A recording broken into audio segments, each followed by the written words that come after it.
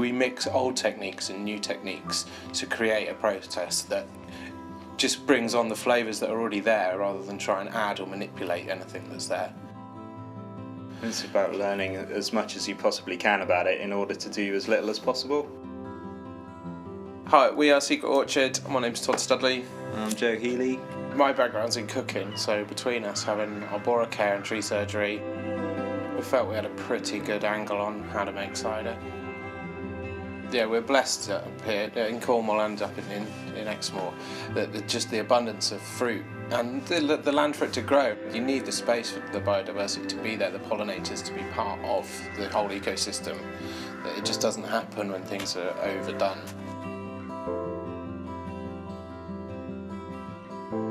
The really nice thing about cider making is that it has sort of zero impact on the land, and actually it gives back a lot. So all the apples that we take from, a good half of them are apples that would otherwise go to waste. There's quite a few that come from, just 2-3 miles down the road. These are all apples that people don't have anything to do with, and we go and pick them up, take them back. Once we've used it all, then the apples go to feed animals, and it all goes back into the ground, which means the quality of the fruit is really, really good.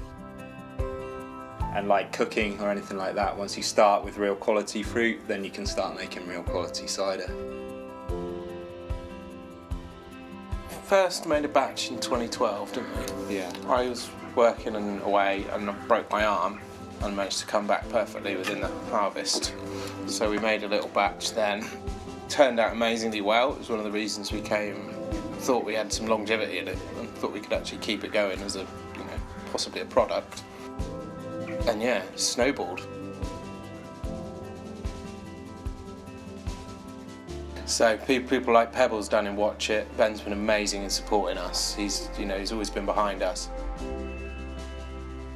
So Secret Orchard is one of our best-selling ciders. I think what makes it so special is it's as organic as it can be. There's no sulfites added, there's no preservatives. This is just 100% naturally pressed cider apples.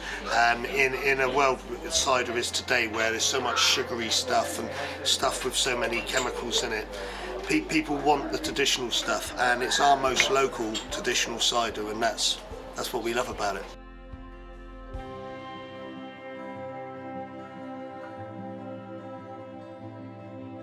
After we first released a proper sort of nice bottle and everything like that, we won a silver at the British Cider Championships, and then the next year we won a gold in the Reserve Champion Cider, which is one of the biggest cider competitions in the world, if not the biggest. And they're the ciders that we've blended. So they're the ciders that we've spent painstaking hours tasting and blending to our own palates and to exactly the flavour profiles that we look for. Quite a good award to win, because they're up against some of the biggest cider producers, and no disrespect to Tonjo, they've only been doing this 5 minutes in comparison to a lot of these people who they actually beat. It's down to their hard work, honest hard work, and they won't put something out if they don't think it's right, and I think that's where they really sell.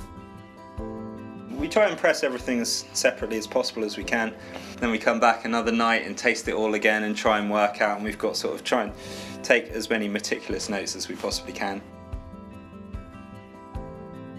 The analogy of cooking really works, that if you've got the best products, keeping things simple is the best way to get the end results. Like especially new wines, like biodiverse wines, they use low intervention techniques, which is a lofty way of saying that they do very little to it, which is exactly our approach to cider making. We press the juice and we leave it be. We just let it have a long time to slowly ferment. We don't add yeasts, we don't add sulfites, we don't add sugar.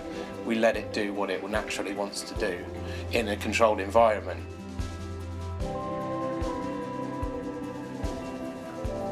It's super important, and it's how you get an end product that you can talk about, and people want to know about. Precision comes in those points, and we work in a way that promotes flavour in the most possible way.